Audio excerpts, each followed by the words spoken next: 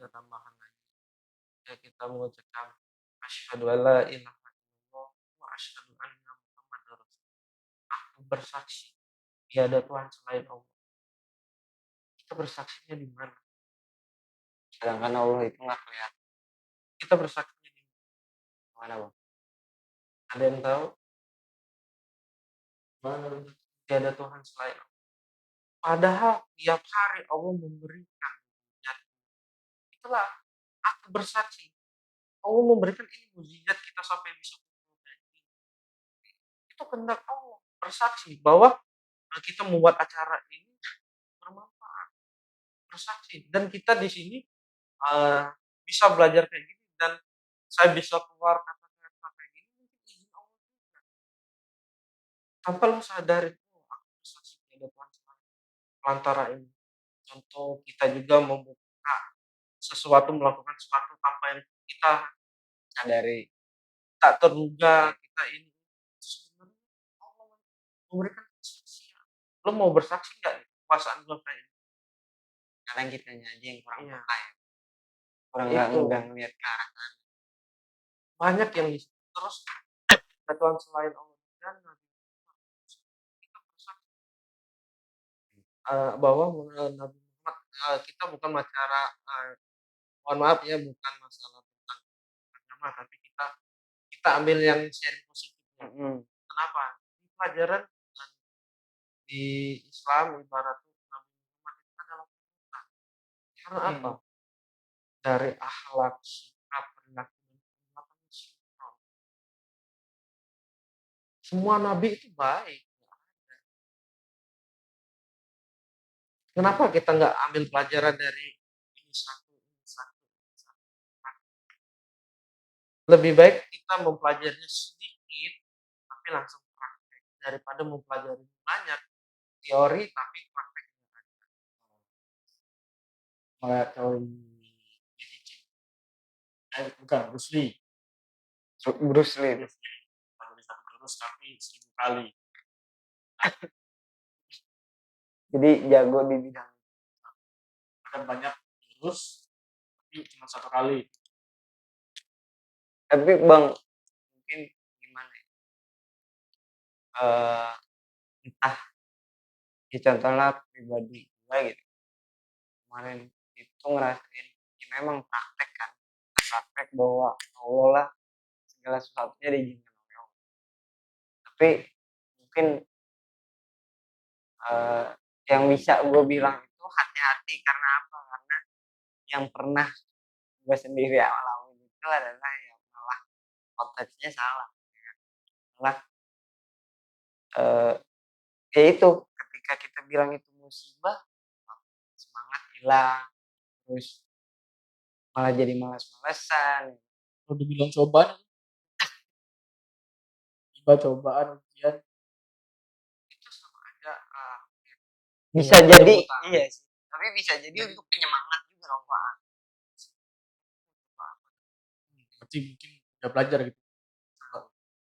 bukan kita ada orang bilang ini musibah. Musibah itu kebanyakan konteksnya orang yang hal yang lebih parah lah. Orang yang kita sayang musibah. Ya. Mungkin kalau cobaan yang diuji menurut saya ya itu adalah buat diri saya sendiri. Yang ditimpa untuk diri saya sendiri. Cobaan. Kalau ujian itu konteks besar dalam satu keluarga. Contoh misalkan kita didatangkan orang penipu kan yang merasakan satu keluarga ujian. Tapi 3 hal ini menurut saya kurang baik. Menurut saya kurang baik untuk diucapkan. Kenapa kita tidak ucapkan tadi adalah contoh, kalau kita bilang musibah tadi, orang yang kita sayangin dipanggil ya sama Allah. Padahal itu punya Allah. Anugerah. Kenapa? Jangan sampai pahala orang yang kita sayangi ini habis tersia-sia karena akan nanti ke depannya takutnya akan melakukan dosa-dosa atau hal yang tidak baik. Makanya Allah sayang diambil. Kamu udah baik nih. Jangan sampai kamu noda lagi atau itu loh tadi, kita yang berpikirnya adalah musibah. Tapi kalau kita ucapkan anugerah, kita akan keluarnya kata-kata kayak gini, Allah sayang jangan sampai dia akan berbuat baik. Oke, nyambung masih? Terus cobaan. Cobaan berarti kan buat diri saya sendiri. Tapi apabila kita berpikir cobaan itu merasa beban atau tekanan yang besar sehingga kita tidak sanggup untuk melewati itu.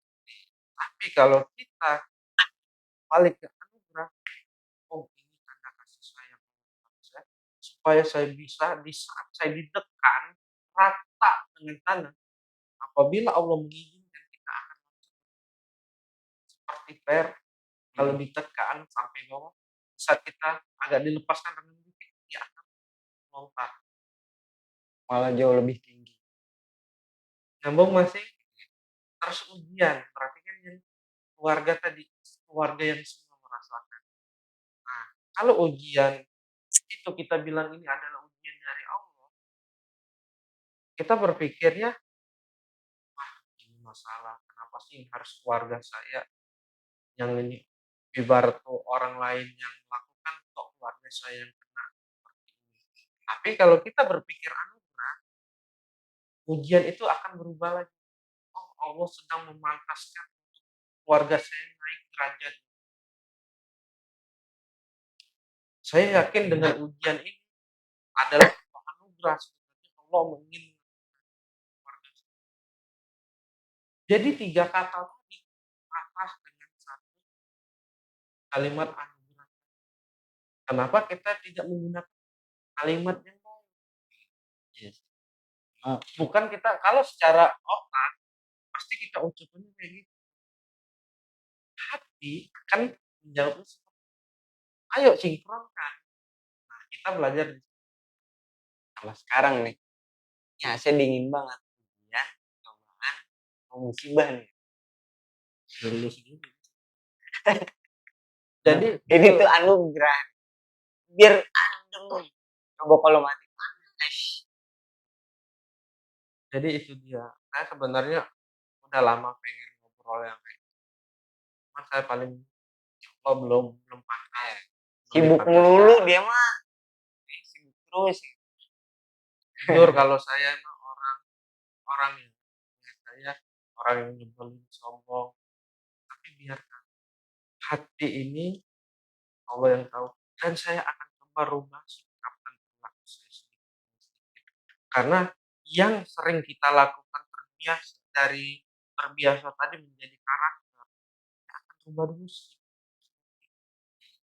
Karena yang kayak gitu kan kita udah melakukan berkali-kali.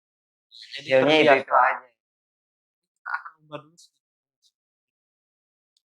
Saya berharap sih buat diri saya, apa yang saya lontarkan pada malam ini, saya bisa menjalankan. Jadi bukan buat hanya teman-teman yang nonton di video ini, hanya sharing dan ucapan doang, tapi saya akan selalu belajar mempraktekkan. Saya pernah waktu saat apa ya, meeting, ya saya bilang, contoh seumpama ibarat diri saya ini adalah angka 0, contoh ya, angka 0. Dan saya Allah tadi ibaratnya saya bukan menganggap Allah itu angka 1, tapi ini untuk contoh. Saya beranggapan Allah itu angka 1. Ya. Apabila saya mendahului diri saya, akan timbulnya 0, 0, 0, 0, 0, 0, 1. Maka angka 0 ini tidak berarti walaupun banyak, ya. Tapi kalau saya lakukan perbuatan saya cuma karena Allah, saya dahulukan itu semua keyakinan karena Allah, jalan pun karena Allah, tadi. Sehingga 0 di belakangnya 0, 0, 0, 0, sampai 0-nya 6 kali itu akan sangat berarti bahwa kita ini tidak bisa mendahulukan diri kita. Contoh, saya pintar, saya bisa berucap, tapi lupa siapa ya yang bisa memberi lingkaran itu? Siapa yang bisa memberikan lisan itu bisa keluar? Siapa yang punya? Coba siapa yang punya? Allah. Tapi kalau Allah tidak mengizinkan, saya punya pemikiran enggak ada, lisan pun saya akan keluar pada malam itu, saya yakin akan berbunyi. Karena apa yang keluar dari lisan saya itu karena Allah yang menggerakkan lisan. Perkataan-perkataan baik itu karena Allah.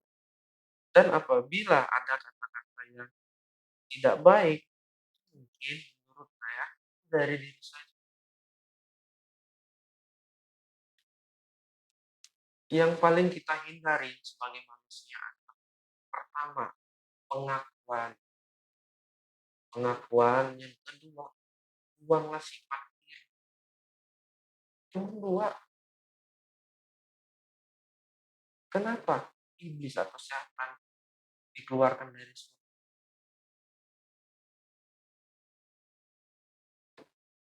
Karena dia nggak menjalankan perintah Iya. Karena dia dan nurut, sombong. Dia merasa bangga. berbuat dari Wah, hati. saya lebih baik dari Nabi Adam. Saya lebih mulia. Kenapa saya harus bersujud kepada manusia? Saya melakukan hal 1000 kebaikan semuanya. Iblis itu cuma melakukan kesalahan itu. Dia banyak melakukan kebaikan. Karena dia tidak patuh, tidak tunduk dengan Nabi, tidak mau. Karena Allah tadi dan juga rasa iri, merasa itu tadi udah dikeluarkan. Begitupun juga contoh dalam konteks kita kerja itu bukan kalau saya yang ngerjain nggak bakalan, itu sama aja kayak kita pengakuan, kita iri. Setan itu iri dengan Nabi Adam lebih mulia, cuman dia malu. Sama kayak kita melakukan kebaikan ini bukan kita merasa kayak jadi malaikat, enggak juga. Kita melakukan keburukan tapi sudah dinilai orang kayak udah setan iblis. Dan perbuatan yang selama ini kita berbuat baik langsung di mata orang kebiasaannya kayak gitu. Itu faktanya kayak gitu. Makanya cobalah kita belajar untuk menghindar karena hal itu nggak bakalan bisa tolong. Minimal contoh mau sepapasan belok sedikit dah. Nah, jadi menghindar. Kalau mau minta dihilangkan sifatnya itu nggak bisa. Itu memang ada. udah kodratnya. Jadi tinggal gimana kita udah lihat-lihat jam Udah. aja. Kerasa nggak? Udah Kalau 1 saya jam. kerasa, Oh, gue kayaknya nggak. udah kerasa. Kenapa? Saya merasakan hawa malamnya udah. Karena gini, kan di saat jam 6 masuk maghrib mau ke ini hawanya kayak gitu. Karena saya sering merasa di saat jam 7 udah mau isya saya merasa. Saat jam 8 udah mau jalan ke 9 saya merasa. Terkadang saya melihat jam itu hanya untuk memastikan. Ya Benar kayak nggak sih? bener gak sih? Jam sekian. Namanya kita manusia tempatnya Yes. salah. Ya kita ya itu dia cari ya dengan ngelihat jam itu kan memastikan. Jangan lupa teman-teman untuk di acara ini atau di YouTube ini tujuannya adalah untuk belajar buat yang punya host, yang punya acara ini dan mungkin buat narasumbernya juga untuk belajar lebih baik dari sebelum-sebelumnya. Terus jangan lupa dibantu subscribe channelnya Smart Lab Indonesia ya. Smart Lab Indonesia. Kenapa di dalam Smart Lab Indonesia ini mungkin ya bisa memberikan manfaat yang banyak buat teman-teman yang nonton video, dan apabila video ini baik dan bagus, jangan lupa di-like dan di-share. Apabila tidak suka juga boleh dikomentarkan atau di apa nih, Dislike. dislike. Kritik Iya. dan sarannya kita. Terus apabila ada punya ide untuk praktek acara di malam ini atau ada requestan, boleh di komen. Jadi tujuan kita buat YouTube ini bukan hanya untuk yang kayak yang lain ya, bukan untuk kita mengejar hal sesuatu, tapi tujuan kita di sini adalah membuat diri yang ada di video ini lebih baik dan menyebarkan manfaat lebih baik. Cuman itu tujuannya, dan memperkenalkan diri, nama perusahaan kita yang sekarang ada di akun. Semoga pada malam hari ini pembicaraan malam ini bermanfaat. Apabila ada kata-kata yang salah, mohon dimaafkan karena di sini konteksnya kita belajar. Belajar bukan orang yang ahli dalam sebuah bidang apapun. Kita nggak membicarakan ras atau agama atau apapun, tapi di sini adalah kita belajar berpikir positif. Jangan sampai teman-teman berpikiran ini yang hal yang pikirin teman-teman yang sedang nonton video ini. Intinya pada malam hari ini sharing positif, semoga bermanfaat. Dan saya berharap yang punya acara hajatan ini terus berjalan dan jangan pernah berpikir keluar kata bosan. Tapi kita berpikirlah bagaimana bisa kita kreatif mungkin, dan kita sharing positif ini belajar lagi lebih dalam, lebih mendalami lagi karakter-karakter, dan kalau bisa narasumbernya dicari mungkin dalam arti bukan jenuh ya, yang mungkin wajah-wajahnya ya itu aja, kayak mungkin ya bukan bosannya. Nah, tapi apabila walaupun obrolannya sama, tapi yang penyampaiannya orang berbeda, itu akan bisa ada yang lebih menyerap lagi. Walaupun konteksnya pembicaraannya sama-sama, tapi karena orangnya yang membawakan acaranya atau narasumbernya yang berbeda lagi, mungkin ada semangatnya lagi. Mungkin kalau saya mah bawaannya kayak orang lesu ya, kayak orang sombong. Mohon dimaafkan memang muka saya boros kayak gitu. Karena sejatinya kita tuh bukan untuk ngajarin, tapi kita untuk sharing karena ini memang sama-sama belajar, sama yang tadinya yang kemarin kita udah lakukan tuh seperti apa sih hasilnya kayak gimana kan bisa di-sharing di sini nih. Nah, jadi menurut saya ini mah baik gitu kan. Kenapa enggak? Udah deh, coba aja di-share. Ya. Nah, mungkin pesan-pesan lu terakhir Bang untuk anak muda nih sekarang. Nah, untuk lu pribadi lah. Gimana caranya biar semangat itu stabil terus? Mungkin kalau untuk anak muda, carilah jati diri secepat mungkin. Dicari apa atau diciptakan? Kalau sementara dicari, kalau diciptakan kita sudah melakukan sesuatu. Guys, kalau mencari itu berarti kita bisa belajar ke sini. Nah, itulah di saat kita mencari jati diri, terkadang ini panjang lagi kayaknya. Terkadang apa namanya, kita masuk ke sini ternyata ini nggak baik loh.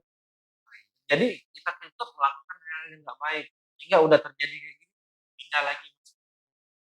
Nah, secepat mungkin temukan jati diri.